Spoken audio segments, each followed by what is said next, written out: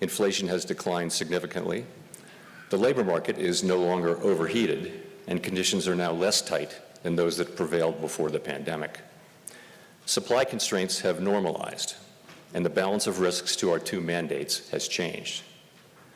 Our objective has been to restore price stability while maintaining a strong labor market, avoiding the sharp increases in unemployment that characterized earlier disinflationary episodes when inflation expectations were less well anchored.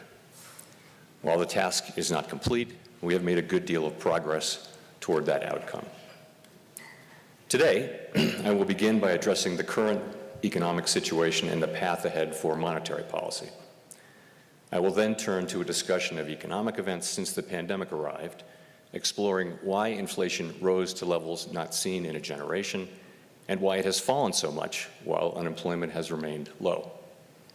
So let's begin with the current situation and the near-term outlook for policy. For much of the past 3 years, inflation ran well above our 2% goal, and labor market conditions were extremely tight. The FOMC's primary focus has been on bringing down inflation, and appropriately so. Prior to this episode, most Americans alive today had not experienced the pain of high inflation for a sustained period. Inflation brought substantial hardship, especially for those least able to meet the higher costs of essentials, like food, housing, and transportation. High inflation triggered stress and a sense of unfairness that linger today. Our restrictive monetary policy helped restore balance between aggregate supply and demand, easing inflationary pressures and ensuring that inflation expectations remained well anchored. Inflation is now much closer to our objective, with prices having risen 2.5% over the past 12 months. After a pause earlier this year, progress toward our 2% objective has resumed. My confidence has grown that inflation is on a sustainable path back to 2%. Turning to employment, in the years just prior to the pandemic, we saw the significant benefits to society that can come from a long period of strong labor market conditions. Low unemployment, high participation, historically low racial employment gaps, and with inflation low and stable, healthy real wage gains that were increasingly concentrated among those with lower incomes. Today, the labor market has cooled considerably from its formerly overheated state. The unemployment rate began to rise over a year ago and is now at 4.3%, still low by historical standards, but almost a full percentage point above its level in early 2023. Most of that increase has come over the past 6 months. So far, rising unemployment has not been the result of elevated layoffs, as is typically the case in an economic downturn. Rather, the increase mainly reflects a substantial increase in the supply of workers and a slowdown from the previously frantic pace of hiring. Even so, the cooling in labor market conditions is unmistakable. Job gains remain solid, but have slowed this year. Job vacancies have fallen, and the ratio of vacancies to unemployment has returned to its pre-pandemic range. The hiring and quits rates are now below the levels that prevailed in 2018 and 19. Nominal wage gains have moderated, and all told, labor market conditions are now less tight than just before the pandemic in 2019, a year when inflation ran below 2%. It seems unlikely that the labor market will be a source of elevated inflationary pressures anytime soon. We do not seek or welcome further cooling in labor market conditions. Overall, the economy continues to grow at a solid pace, but the inflation and labor market data show an evolving situation. The upside risks to inflation have diminished, and the downside risks to employment have increased. As we highlighted in our last FOMC statement, we are attentive to the risks to both sides of our dual mandate. The time has come for policy to adjust. The direction of travel is clear, and the timing and pace of rate cuts will depend on incoming data, the evolving outlook, and the balance of risks. We will do everything we can to support a strong labor market as we make further progress toward price stability. With an appropriate dialing back of policy restraint, there is good reason to think that the economy will get back to 2% inflation while maintaining a strong labor market. The current level of our policy rate gives us ample room to respond to any risks we may face, including the risk of unwelcome further weakening in labor market conditions.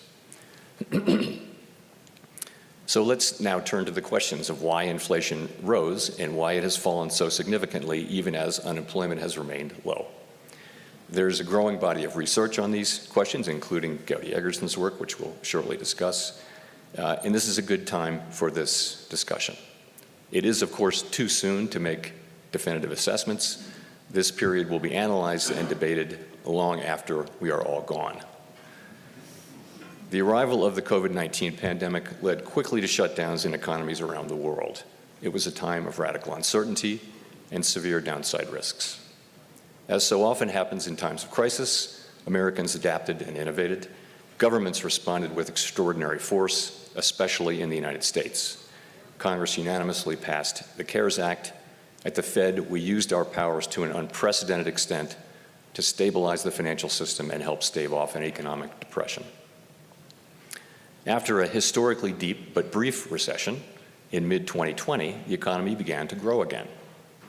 And as the risks of a severe extended downturn receded, and as the economy reopened, we faced the risk of replaying the painfully slow recovery that followed the global financial crisis. Congress delivered substantial additional fiscal support in late 2020 and again in early 2021. Spending recovered strongly in the first half of 2021, and the ongoing pandemic shaped the pattern of the recovery.